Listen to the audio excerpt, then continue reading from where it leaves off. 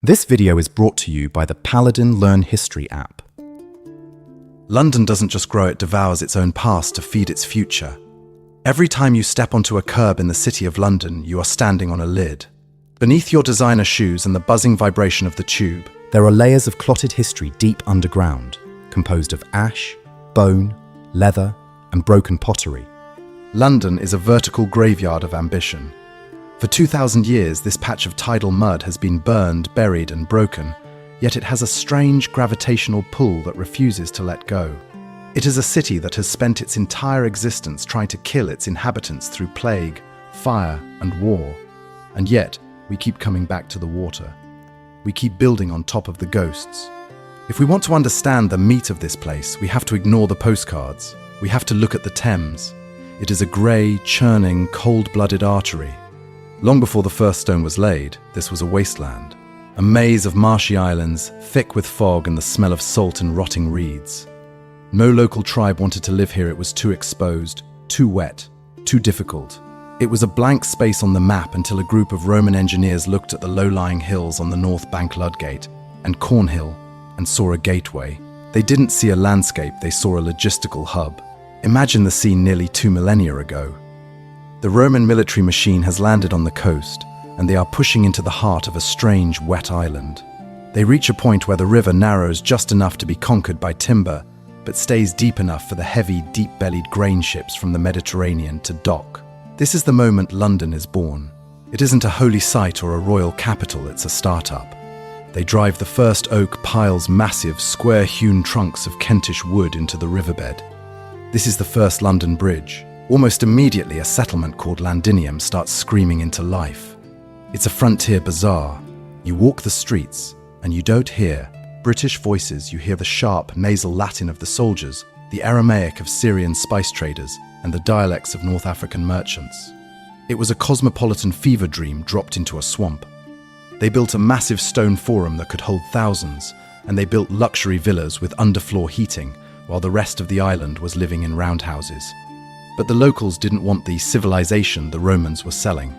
17 years after those first piles were driven, a red shadow falls over the city. Queen Boudica and her Iceni warriors march on the town. They don't just capture it, they erase it. They burn the timber houses so hot that the very clay of the ground turns to glass. If you dig a hole in the city today, you will hit it, the Boudiccan destruction layer. It's a thick, ugly band of red-black ash. It is the literal blood and soot of the first London. The Romans, being Romans, don't quit. They rebuild, and this time they build a fist. They construct a wall of Kentish ragstone that snakes for 2 miles around the city. It's 6 meters high, 2 meters thick, and it's a statement of permanent ownership. For the next 3 centuries, London is the heart of Roman Britain. It has a massive amphitheatre, the ruins of which are still hiding under the Guildhall, where gladiators bled into the sand for the entertainment of a crowd that spoke a dozen languages. But then, the engine starts to fail. Rome is collapsing under its own weight, and the legions are called home. Around the beginning of the 5th century, the last Roman official locks the gate and leaves. London becomes a ghost town. For 200 years, the city is silent. The stone temples crumble, the roofs cave in. The forest and the marsh start to take back the streets. When the Saxons eventually move in, they are terrified of the Roman ruins. To them, these massive stone structures weren't built by men, they were enter Juaiork, the work of giants. They believed the Roman city was haunted, cursed by the spirits of the people who could move mountains. So, they avoided it. They built their own town a mile to the west on the sandy beach of the Strand. They called it Londonwick. This was a different kind of London. It was a town of wood, thatch, and bone. It was a port of beaching slopes where flat-bottomed boats from the Rhineland would slide into the mud to trade wine and glass for wool and honey. But the beach was an open door. By the late 800s, a new sound begins to echo up the Thames, the rhythmic thud of oars. The Viking longships have arrived. They sack the Saxon town once, then twice, turning the timber houses into kindling. It takes a man like Alfred the Great to realize that the Saxons are living in a death trap. He makes a strategic pivot that saves the city. He abandons the beach and moves everyone back inside those 800-year-old Roman walls. He recuts the ditches, repairs the masonry, and creates Londonburg. The old Saxon town is left to rot, becoming Aldwych, the old settlement. This is the London we know, a city defined by its defences, a fortress metropolis clinging to the riverbank. By 66, a new shadow falls over the Thames. William the Conqueror arrives from Normandy, and he understands the psychology of fear better than anyone. He knows he can't rule London through love, so he rules it through stone. He builds the Tower of London on the southeast corner of the old Roman wall. Imagine being a Saxon living in a two-room wooden shack and seeing the White Tower rising 90 feet into the sky. It was a mountain of stone imported from France. It was a physical weight on the chest of the city. Medieval London is a claustrophobic vertical nightmare. By the 1300s, the city is home to 80,000 people packed into a single square mile.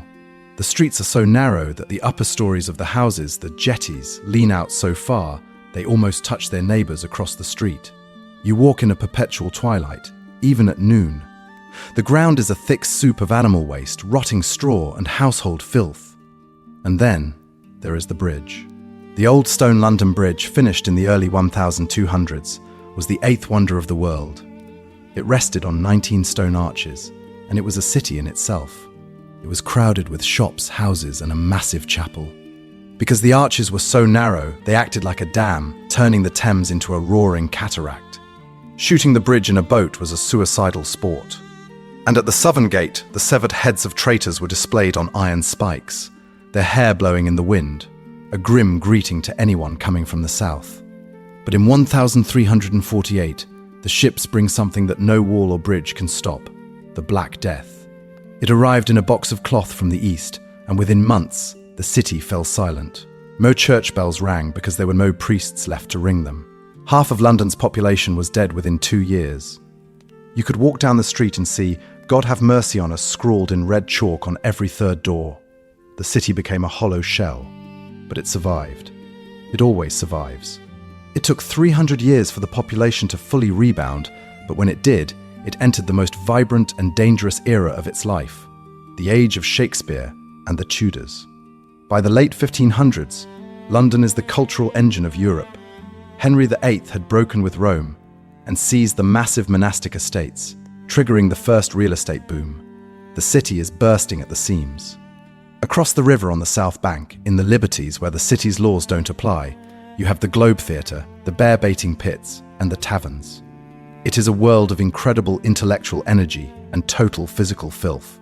But the city is a tinderbox. Every house is built of resinous timber, dried straw, and pitch.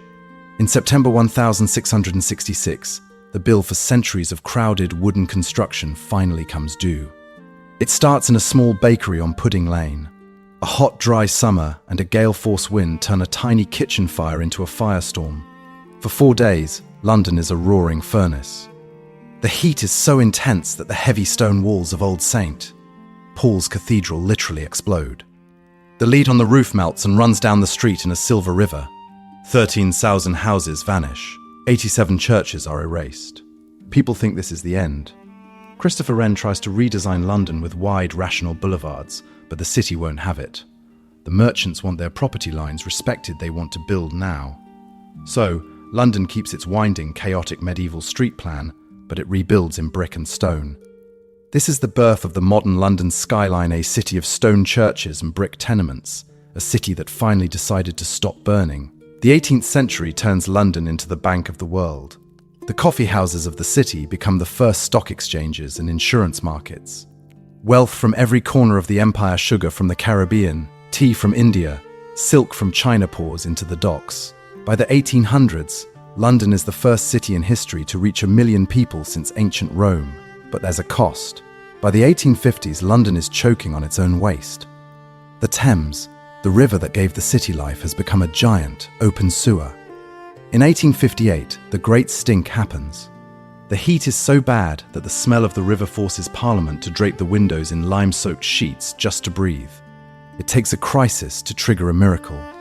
Joseph Bazalgette builds London 100 miles of brick-lined sewers, an underground masterpiece that we still use today.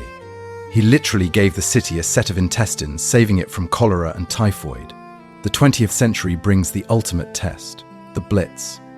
For 57 nights in a row, the Luftwaffe tries to grind the city into the dust. Entire neighborhoods in the East End are leveled. Firestorms return to the city. But look at the photographs of St. Paul's Cathedral standing tall in the smoke. It was the symbol of a city that had survived the Romans, the Vikings, and the Great Fire. It wasn't going to die for a dictator. Post-war London is a broken, grey, rationing, choked place. But then the water brings a new kind of life. In 1948, the Empire Windrush docks at Tilbury. It brings the first wave of people from the Caribbean, followed by waves from India, Pakistan, and Africa. They didn't just move here, they saved the city. They brought the colour, the music, and the food that turned London from a fading imperial capital into the most vibrant multicultural megalopolis on Earth. Today, you stand at the base of the Shard, looking up at the glass, but I want you to look down. You are standing on a Roman wharf. You are standing on a Saxon market. You are standing on a plague pit. London is a city that has died a dozen deaths and been reborn a dozen times. It is messy, it is overcrowded, it is expensive, and it is loud, but it is a survivor. It is a city that knows that as long as the tide keeps coming in, the story isn't over. London doesn't just grow, it continues. And we are just the latest layer of its history.